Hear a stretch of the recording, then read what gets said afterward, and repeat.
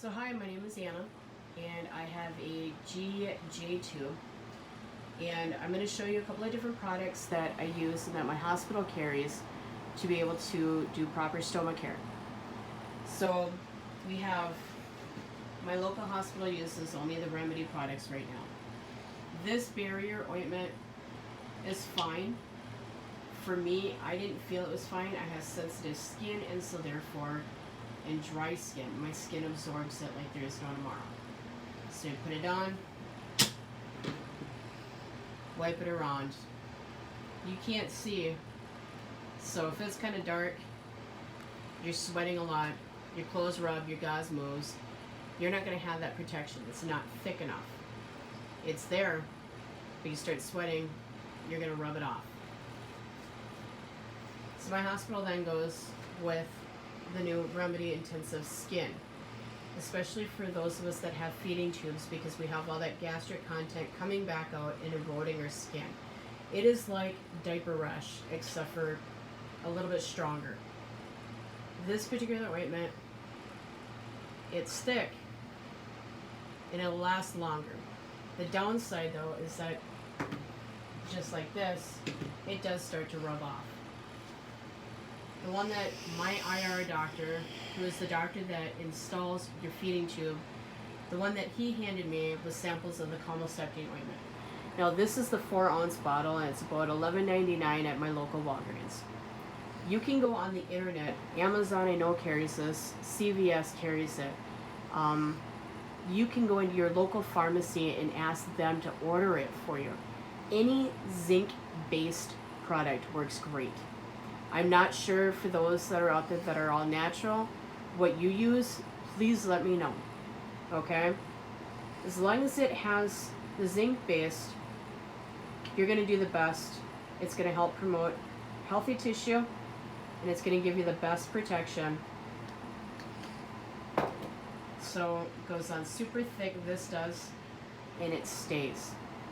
So you can keep wiping and wiping and wiping, but the more you wipe, it's still going to stay there. It just mirrors out even further. So make sure that you use a different piece of gauze here to wipe this one off. You get a little too much. There are different types of ways that you can put your gauze in and surround your stoma. I'll show you the 3 types that I use.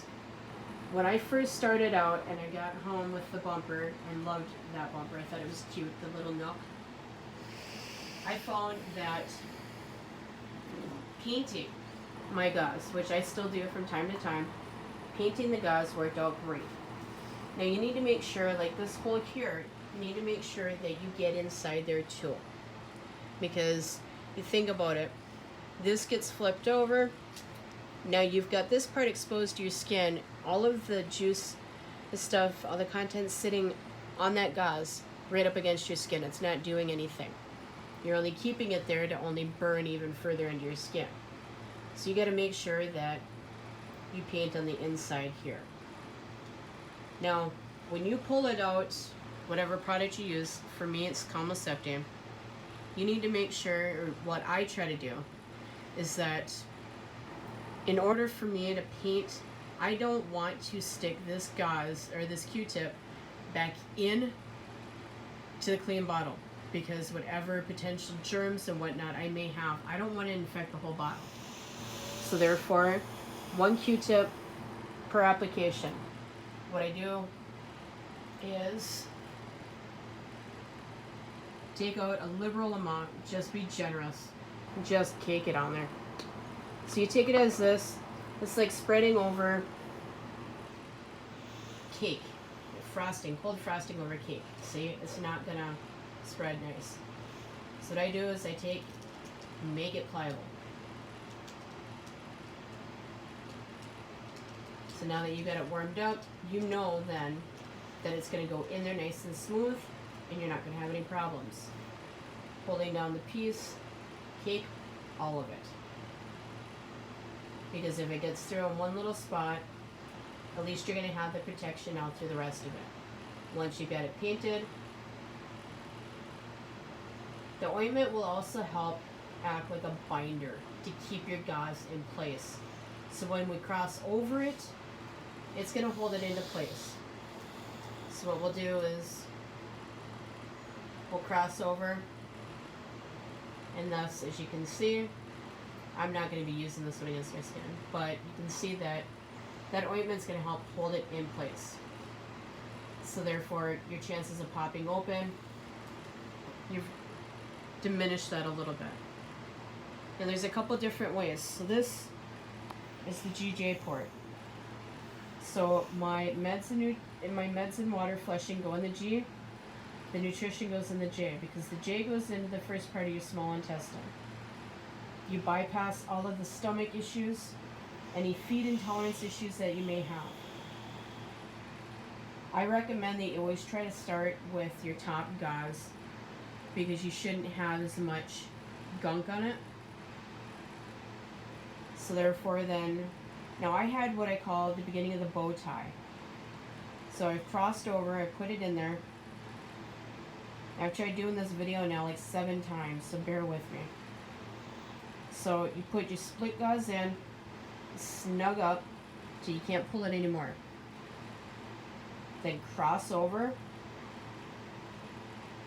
And using your port, whether you have the G port or the GJ, using that, the ends, so you have your balloon end that you need to check your residual water in every now and then. And then you have, for me, the J port and the G and the J.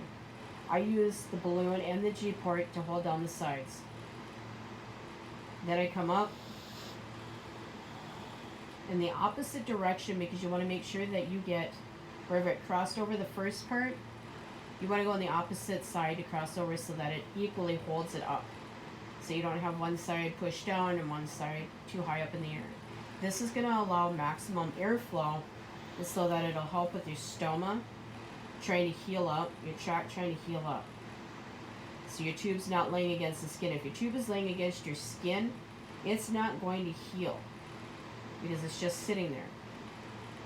Pay attention to your gauze. It'll tell you which one wants to flip over the other one. So there we go. We have the bow tie. Alright? Then there is a different version that I do, that I've learned.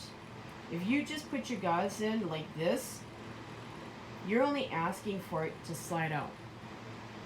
It comes, at least the ones that I use, are the split. They're the non-woven, because you don't want the woven. You don't want loose threads getting stuck in there. So you want the non-woven 2x2 split. Anything over 2x2 is overkill. Maybe for when you first start out with the bumper, because then it's good for that. So what I'm going to do is, you need to make sure that you get in there and clean out all of your stuff. Again, like I said, this is like the 7th attempt. You can see how red my stoma still is, because it's still healing. Now I also have granulation tissue, because I insist on trying to work out, and so therefore the friction caused because I didn't have enough ointment. So there's that. What I'll take, this is the clean one, I have it removed onto my skin and stuff. I will take and I will make a different pattern. So swipe up there that way. This side is protected, up here is protected. Again, going the opposite way. Swipe down on the one and come across on the other. You will find what way works best for you. But I have found that by doing it this way, what I can do is I can roll and bolster underneath. So in that way it helps keep the tube up off the stoma itself. Because, like I said, if the tube is on the stoma itself, on the skin, it's not going to heal. But bolstering too much underneath can cause it to stand out really far, especially if you have too much slack. If you've lost a lot of weight, you're going to have more drag hanging out. It's not always the greatest thing, and in fact, that's starting to kind of hurt some. You got to figure it out yourself. What's going to work best. rotate. If you have one side elevated more, make sure that you rotate so the other side gets elevated. Get that air to it. Now I'm going to remove this. And see with this here, the other thing that I do is I will take wherever it is that's reddest the most, and because of this granulation tissue in here, which at some point everyone ends up with it. It's all in how you clean it and stuff that works best. So I'll take, and you need to make sure you get into the stoma, and then paint around on the outside where it's red, because that's where you're hitting the most with the acid. Keep it dry, keep it covered. You need to make sure you go outside and you're going to a playground or whatever. If you're going to a playground, that you've got this thing covered super well. And you don't need to go AquaGuard well, but you need to make sure that you're going to minimize the risk of sand and everything else getting in there.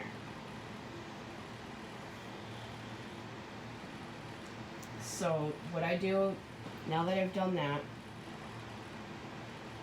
I'll stick this one back in.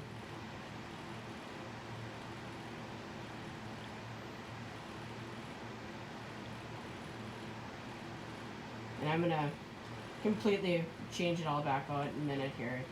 So don't worry thinking I just shoved dirty stuff in there. So then I take and go on the back side. Because there's not any ointment really in the back here, you need to make sure that you get ointment in the back. So taking where the flat side is, I'll take the end, get in there, rotate, and bring it out. If you're on Medicare, you will get a monthly statement regardless when you order supplies, and you should be told what things you can and can't order, well, what things you can order that your insurance will cover. If, and that's your key word, if you request them. They tell you that you can get them, but you have to request them. If you don't request them, they don't know. My general rule of thumb, now that I've gotten it caked in there, pull it back a little bit. See, if you don't have a gaping hole, you know you've got enough in there. So let's check this side now. There's the hole. So that means then we need to get more ointment in there, because the rest of it's now soaked up onto the gauze. If you've got a hole, then you can think that you're going to end up with more issue.